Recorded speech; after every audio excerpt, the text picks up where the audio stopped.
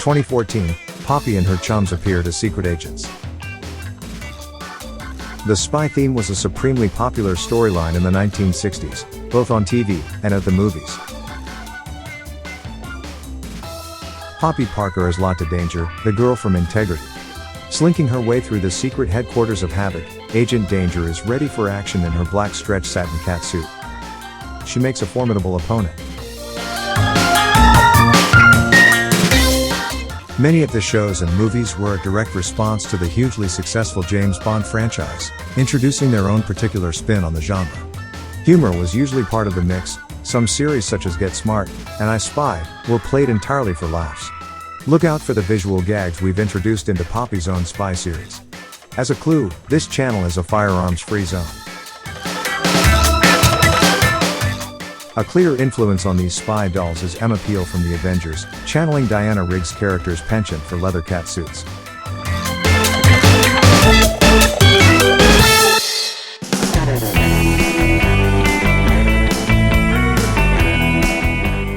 The name of I.N.T.E.G.R.I.T.Y series is clearly a riff on both The Man and the Girl from U.N.C.L.E. These cult TV series combined high fashion with a mix of pulp fiction and parody. In the case of the Girl from I.N.T.E.G.R.I.T.Y, fashion clearly rules. The dolls run the full gamut of mid-60s fashion, from the slightly kinky, through the pop-era mini dress, to drop-dead glamorous evening wear, ideal for the casinos of Monte Carlo.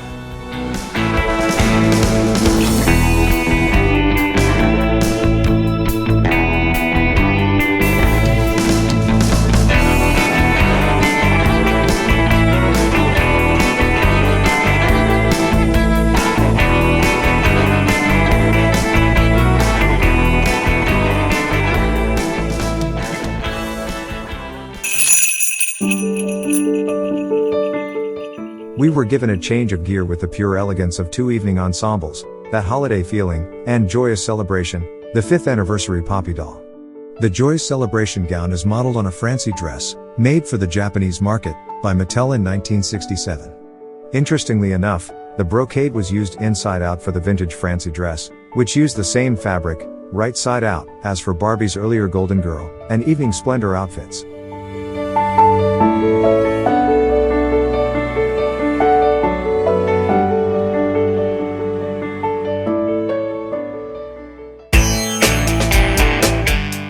The gloss convention took us right back to 1960s cutting-edge fashion, with not a little disco glitter thrown in. The term disco is an abbreviation of discothèque, which is actually a French word meaning a library of phonograph records. Discothèque became used in French for a type of nightclub in Paris, where, in the absence of live music, they resorted to playing records during the Nazi occupation, in the early 1940s. In 1960, the word was first used in an English magazine to describe a Parisian nightclub. In the summer of 1964, a short sleeveless dress called a discothèque dress was popular in the United States. The earliest known use for the word in abbreviated form, disco, described this dress in the Salt Lake Tribune. The Poppy Parker 5th anniversary collection appeared at the IFDC convention in 2014. Evening glam was once again to the fore. The dolls even featured elegant high-heeled feet, as opposed to the articulated ankles generally used for Poppy. This collection brought together 3 distinct evening ensembles: a knee-length aqua cocktail suit, the classic mermaid gown in coral, overlaid with black net, and a full-on big skirted prom number in glittery lilac.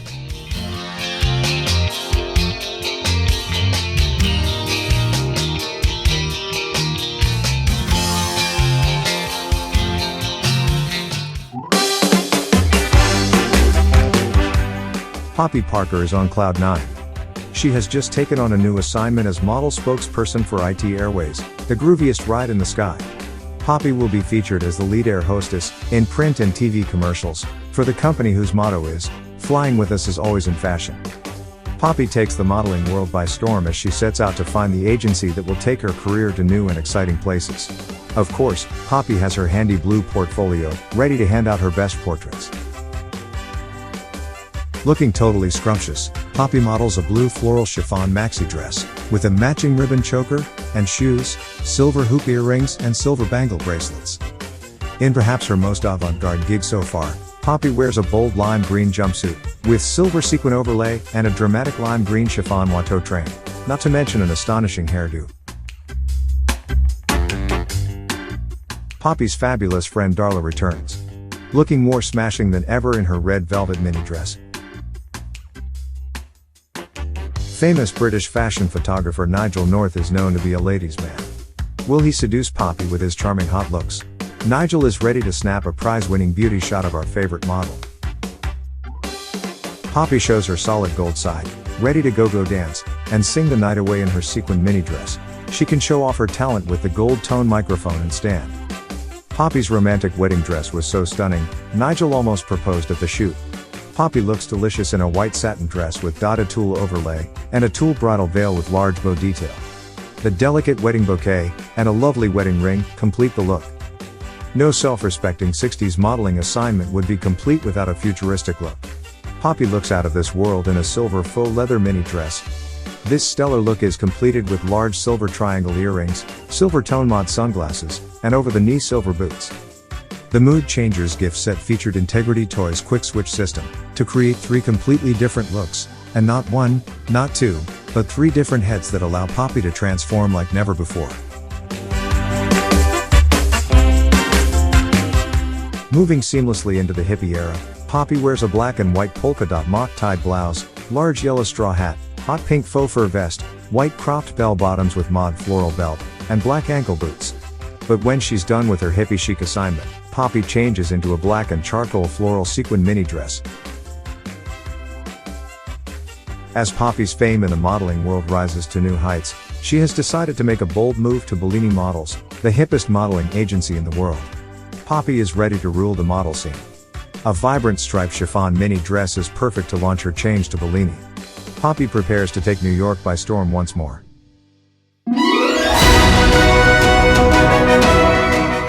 The cinematic convention, as shown on the widescreen, in full glorious Technicolor. Poppy is right at home in the Valley of the Dolls for her cinematic premiere.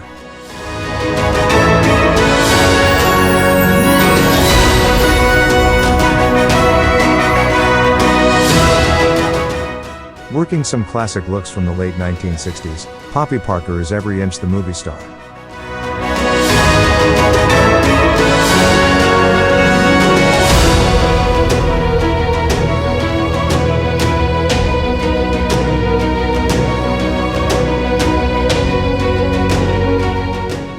She's definitely ready for her close-up Mr. DeMille. Chip Farnsworth III doesn't look too bad either.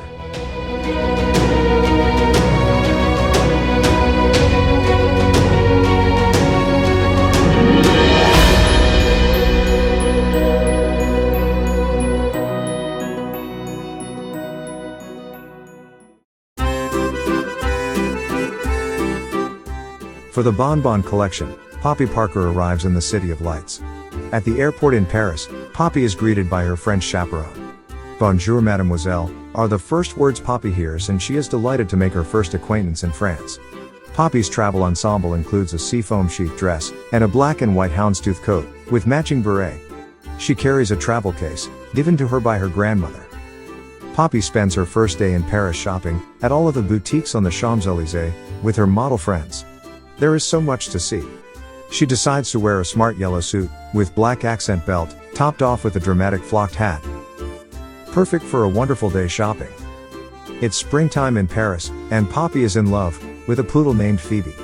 Today they are walking through the Jardin des Tuileries, where Poppy can gather her thoughts and take in the beauty of the flowers.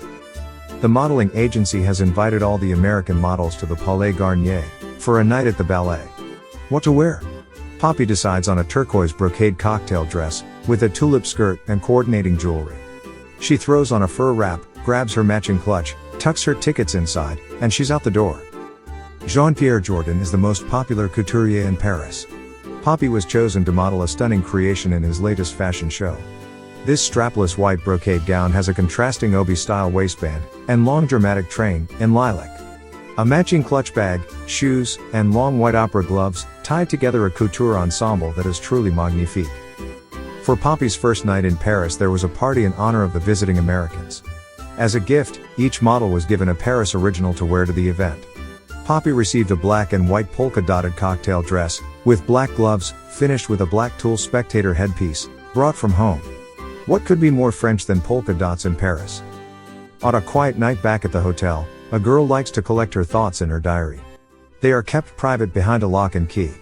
Only Poppy and her teddy bear, Play-Doh Parker, know where she keeps it. At Lemieux, her favorite boutique, Poppy found the lavish baby blue peignoir set that she wears this evening, perfect as a Parisian dream. The most exciting modeling experience of Poppy's life was for the fragrance company Amour. She represented the face of the brand as Miss Amour.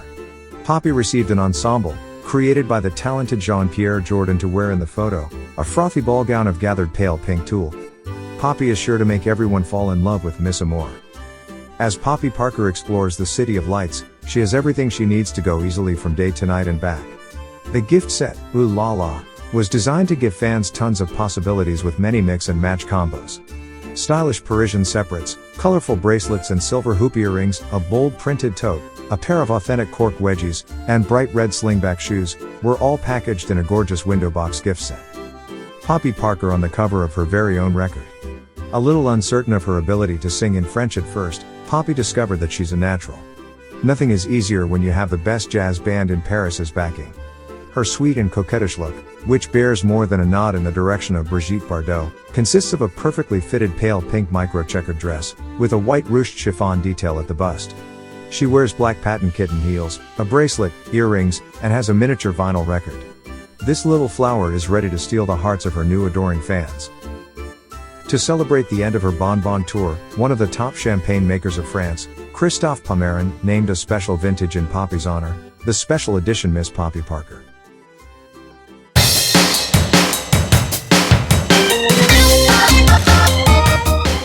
Although we think of supermodels as a 1990s phenomenon, way back in 1967, the New York Times referred to Twiggy as a supermodel.